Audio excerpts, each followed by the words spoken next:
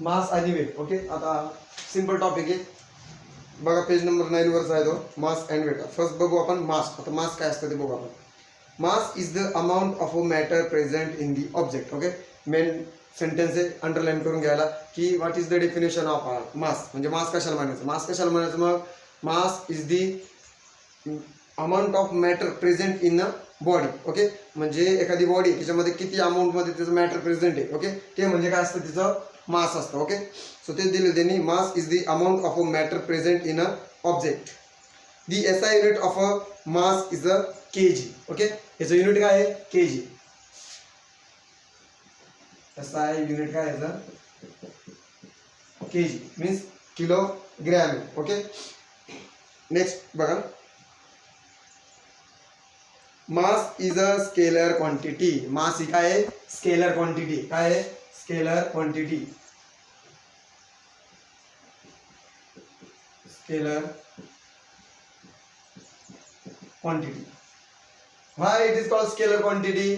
Scalar म्हणजे काय, scalar म्हणजे असं की त्याला काय नसतं, डायरेक्शन नसते. बरोबर ना. आता मास आहे, मासला काही डायरेक्शन राहणार आहे का, नाही. ओके, सो दॅट्स वाय कारण आपण स्केलर क्वांटिटी म्हणजे काय, नो डायरेक्शन म्हणू शकतो. हे तुम्ही लिहायचं नाही, जस्ट तुम्हाला समजण्यासाठी सांगितलं मी. हे नो डायरेक्शन नाही लिहायचं तिथं. ओके, हे तुम्हाला कळण्यासाठी सांगितलं मी की स्केलर क्वांटिटी म्हणजे काय, त्याला डायरेक्शन नसते. ओके, हा झाला सेकंड पॉईंट त्याच्यात. कळालं 2 पॉईंट. थर्ड पॉईंट बघा, the value is a same everywhere.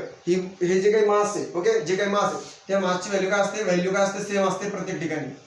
म्हणजे तुम्ही कुठेही जा, आता मी इथं आहे, इथं माझं 60 kg, मी चंद्रावर गेलो तरी माझं मास किती असणार आहे, 60 kg. ओके, आणि फक्त मी मास बद्दल बोलतोय. ओके, हे मी फक्त कशाबद्दल बोलतोय, मास बद्दल. मास हे प्रत्येक ठिकाणी चेंज होत नाही. अमाऊंट ऑफ मॅटर तुमच्या बॉडीमध्ये जे अमाऊंट ऑफ मॅटर प्रेझेंट आहे ते काय चेंज होणार आहे का. आता मी इथं आहे, ओके, मी आता इथे कुठे जालन्यामध्ये, राईट ना. आता इथून मी सपोज नाशिक आलो, तर म्हणजे असं काय होणार आहे का, माझ्या बॉडी पार्टमधला एखादा बॉडी पार्ट गायब होऊन जाईल आणि माझं मास कमी होऊन जाईल, असं होईल का, नाही होणार. ओके, दॅट्स वाय आय से की mass of a object is a nothing change. Okay, त्याच्यामध्ये चेंज होत नाही, तो सेम असतो प्रत्येक ठिकाणी. नेक्स्ट बघा, त्याच्यामध्ये काय, it's value does not change even when we go to another planet. Okay, according to Newton's first law it is a measure of the inertia of the object. Higher mass higher of the inertia. म्हणजेच मग याच्यावर काय सांगू शकतो आपण की जेवढं आपलं मास हायर असेल तेवढं आपलं मोमेंट ऑफ इनर्शिया काय असणार आहे, जास्त असणार आहे. ओके, आपला फर्स्ट लॉ आहे ना मोमेंट ऑफ इनर्शियाचा. ओके, फर्स्ट लॉलाच आपण काय म्हणतो, Newton's first law moment of inertia. Okay, so हे झालं तुमचं मासबद्दल. मासबद्दल तुम्हाला डिफरन्स येऊ शकतो. ओके, त्या डिफरन्समध्ये तुम्ही लिहायचं एसआय युनिट काय आहे, केजी. ओके, याची डेफिनेशन लिहायची मासची. एसआय युनिट स्केलर क्वांटिटी, याची व्हॅल्यू ही एव्हरीवेअर काय असते, सारखी असते. ओके, इथं चेंज होत नाही. आता याच्यानंतरचा टॉपिक आहे तुमचा वेट. आता वेट बद्दल बघू आपण. वेट बद्दल बघा काय, the weight of the object is defined as the force which the earth attract the object. The force F on a object of a mass m on the surface of the earth can be written as equation 4. म्हणजे इथं काय सांगितलं, ते definition काय दिली वेटची. Weight म्हणजे काय असतं की जो फोर्स आपल्यावर इथं अप्लाय होतोय पृथ्वीकडून, राईट ना, ते म्हणजे आपलं काय असतं, वेट असतं. कळालं का. मास काय होतं आपलं, amount of matter present in a object किंवा amount of matter present in a body. पण वेट काय, वेट कशाला म्हणायचं की जो काही फोर्स आपल्यावर इथं अप्लाय होतो, राईट ना, जो जीची व्हॅल्यू आपल्यावर अप्लाय होते, राईट ना, जो आपला जीची व्हॅल्यू आपल्यावर अप्लाय होते तेच म्हणजे आपलं काय असतं, वेट असतं, राईट ना. म्हणजे आपलं वेट म्हणजे काही केजी वगैरे मध्ये जे आपण घेतो ना, आपलं मास इंटू आपण जर का जीची व्हॅल्यू केली तेव्हा आपल्याला काय भेटतं, आपलं वेट भेटतं. ओके, मास म्हणजे काय, आणि जे आपण बघा आपण मोजायला जातो जेव्हा वजन वगैरे करायला जातो तिथं पण आपलं डिफरन्स, आपण काय म्हणतो की माझं वेट किती येते. ओके, पण सायंटिफिकली जर का विचार झालं तर जे आपण त्या मशीनमध्ये मोजतो, राईट ना, केजी मध्ये आपलं वजन. ओके, ते म्हणजे नेमकं म्हणजे ते वजन नसतं, ते काय असतं, आपलं मास असतं, राईट ना. वेट म्हणजे वजन, मास म्हणजे असतं. ओके, जेव्हा आपण बघा एखाद्या वजन काट्यावर काय करतो, वेट मोजतो, राईट ना, ते डिजिटल मशीन असतं, तिथं नेमकं आपण काय करतो, आपण तिथं वेट नाही मोजतो. ओके, तिथं आपण काय मोजतो, आपलं मास मोजतो. ओके, मास म्हणजे काय, amount of matter present in a object किंवा बॉडी. ओके, सो वेट म्हणजे काय असतं, वेट म्हणजे जे आपल्याला अर्थपासून अर्थ जे आपल्यावर काहीतरी फोर्स अप्लाय करत राईट ना, तो फोर्स म्हणजेच काय असतं आपलं वेट असतं. ओके, आणि ते बघा आपण कसं डेनोटेट करतो, weight equals to W equals to काय असतं तुमचा फोर्स. ओके, कोणता फोर्स येतो आपला G upon R square. Okay, weight म्हणजे तुमचं हे असतं, म्हणजे हा जो काही फोर्स आपल्यावर अप्लाय होतो. ओके, हा फोर्स म्हणजे आपलं काय असतं वेट असतं. ओके, आणि मास म्हणजे काय amount of present in our body. Okay, so बघा इक्वेशन त्यांनी दिले W equals to, so F equals to काय असतो तुमचा mg. ओके, सॉरी त्यांनी इक्वेशन दिले तेच घेऊ आपण. कोणतं इक्वेशन दिलं त्यांनी बघा, वेट इक्वल्स टू काय डब्ल्यू इक्वल्स टू एफ. आता बघा सेकंड लॉ नुसार आपल्याला माहिती आहे F A M A. Okay, acceleration कशामुळे होतं, W equals to weight equals to force equals to काय तुमचा एम ए. ऍक्सेलरेशन कशाच्यामुळे होतं, ग्रॅव्हिटीमुळे, म्हणजे ऍक्सेलरेशन ड्यू टू ग्रॅव्हिटी, म्हणजे याच्या ठिकाणी काय लिहिणार मी जी, कारण की त्याच्यावर जी पण अप्लाय होतो ना आपल्या मासवर, स्मॉल जी. ओके, सो हे असं इक्वेशन दिली आणि जी ची व्हॅल्यू आपल्याला माहितीच आहे. ओके, जी ची व्हॅल्यू काय g equals to GM upon r चा स्क्वेअर. ओके, सो कळालं तुम्हाला डिफरन्स मास आणि याच्यामध्ये. बघा आता पुढे बघा, weight being a force. Okay, weight हे काय एक प्रकारचा फोर्स आहे. वेट म्हणजे काय फोर्स आहे, म्हणजे आपल्यावर जो काही फोर्स अप्लाय होतो तेच आपण काय म्हणतो आपलं ते वेट आहे. ओके, नेक्स्ट बघा, the S I unit is a newton. आणि वेटचं एस आय युनिट काय आहे, S I unit is a newton. Okay, S I unit काय त्याचं न्यूटन आहे. Also the weight being a force is a vector quantity and direction is a towards the center of the earth. आणि ही कोणती quantity आहे, vector quantity. Okay, ही कोणती quantity आहे, vector quantity. Vector quantity. why it is vector quantity, because it has some direction, right ना. आता इथं मी असं अर्थ काढले. ओके, अर्थवर एखादा ऑब्जेक्ट असं उभा आहे, राईट, हा एखादा ऑब्जेक्ट आहे. ओके, या ऑब्जेक्टचा आता जर का मला काय म्हणायचं याच्यावर ह्याचं किती वेट आहे, मग ते वेटची डायरेक्शन काय असणार आहे, सेंटर ऑफ दी अर्थ, म्हणजे इथून अशी तिची डायरेक्शन असणार, राईट. कारण त्याच्यावर कोणता तरी फोर्स अप्लाय होतोय आणि त्या फोर्सची काहीतरी डायरेक्शन आहे आणि ती डायरेक्शन कुठे आहे, towards the centre of the earth. Okay, so त्याच्यामुळे तो त्याला काय म्हटलं आपण वेक्टर क्वांटिटी. ओके, सिंपल आहे. नेक्स्ट बघा, as the value of G is a not same everywhere, the weight of the object changes from the place to place though its mass is a constant everywhere. बरोबर ना. आता हे काय होतं, याची value काय होते, कंटिन्युअसली चेंज होते. कळालं, याची व्हॅल्यू चेंज होत नव्हती, याची व्हॅल्यू काय होते चेंज होते प्रत्येक ठिकाणी. का बरं चेंज होते, कारण की हा कशावर डिपेंड आहे, mass of earth and radius of earth. जसं जसं आपण प्लेस चेंज करू तसं तसं काय होणार आहे, इथं तुमचं वेट काय होणार आहे, चेंज होणार आहे. ओके, आता बघा नेक्स्ट तुम्हाला त्या ग्रीन ब्रॅकेटमध्ये दिलेले आहे ते रीड करू आपण. बघा, colloquially we use the weight for the both mass and weight measure the weight in the kilogram which is the unit of a mass, but scientific language when we say that the Rajiv's weight is a 75 kg we talking about the Rajiv mass. बरोबर ना. आता हे बघा काय शब्द दिले त्यांनी, कॉलम्क्विली. बरोबर, याचा अर्थ म्हणजे आपण साधारणपणे जेव्हा आपण बोलतो, साधारण भाषेत आपण बोलतो, काय बोलतो आपण, की मी काय करतोय, माझं वेट चेक करतोय, राईट ना. आणि तर त्यांनी राजीवचं उदाहरण दिलं, राजीवचं वेट किती आहे, 75 kg, राईट ना. पण आपण वेट, ते वेट आहे का ऍक्च्युली, नाही, ते काय त्याचं मास आहे, राईट ना. वेट म्हणजे काय, मग वेट म्हणजे आपण बघितलं, वेट म्हणजे काय की त्याच्यावर कोणता जो काही फोर्स अप्लाय होतो ते फोर्स म्हणजेच काय असतो, त्याचा वेट असतो. पण मग आपण साहजिक आहे, आपण गेलो तरी पण त्याला तेच म्हणतो, समोरच्याला असं म्हणतो का माझं वस्तुमान चेक कर, नाही, आपण काय म्हणतो तिथं की माझं मास चेक करायचं, सॉरी माझं वेट चेक करायचं आहे मला, राईट ना. आणि ते वेट म्हणजेच आपण काय चेक करतो, आपलं तिथं मास चेक करतो. म्हणजे डिफरन्स लक्षात घ्या, जे आपण वेट म्हणतो ना ते नथिंग बट अ वेट, ते काय आहे मग आपलं मास आहे. ओके, वस्तुमान.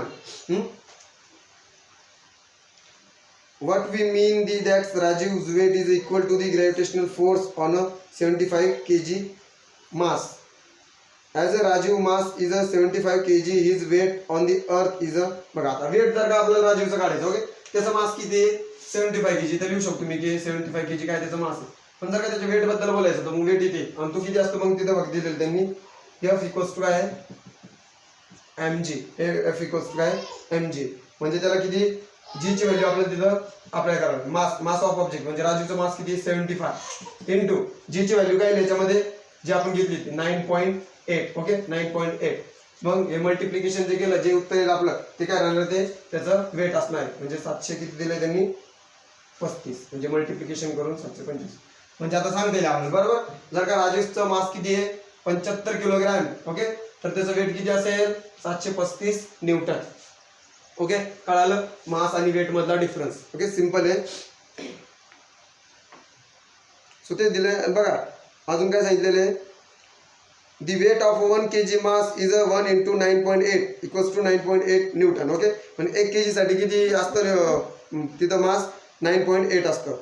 आवर वेटिंग मशीन टेल अस मास म्हणजे आपलं जे वेटिंग मशीन आहे ते आपल्याला काय दाखवतं मास दाखवतं बरोबर ना. ते काय वेट दाखवणार नाही आपल्याला ते काय दाखवतं आपल्याला मास दाखवतं. Okay the two scale balance is a shape cap compare to weight that is a two masses. बरोबर जे आपण मग बघा ते तराजू वगैरे असतं भाजीपाले विकणारे असतात त्यांच्याकडे राईट ना. ते बॅलन्स असतं एक. ते बॅलन्स मध्ये काय करतात ते वेट नाही मोजत. ते काय करतात दोन वस्तूचं कम्पेअर करून काय मोजता मास मोजता म्हणजे त्या बॉडीमध्ये किती मॅटर प्रेझेंट आहे ते आपल्याला ते सांगतात. ओके पण मग आपण ते काय म्हणतो त्याला की वजन येते राईट ना. या वस्तूचं वजन एवढं ह्या वस्तूचं वजन तेवढं. ओके ऍक्च्युली ते वजन नसतं ते काय असतं वस्तुमान असतं. ओके इथं तुमचा पेज नंबर 9 एंड झाला. ओके सो त्याच्यानंतर 2 क्वेश्चन दिलेले त्या 2 क्वेश्चनचे आन्सर सांगतो आणि स्टॉप करू आपण. ओके बघा पेज नंबर 10 वर 2 क्वेश्चन दिलेले यूज युअर ब्रेन पॉवर. काय सांगितलंय will your weight remain constant as you go about the surface of the earth. Okay आता काय सांगितलं त्यांनी की आपलं वेट आता हे वेट बद्दल बोलले त्यांनी.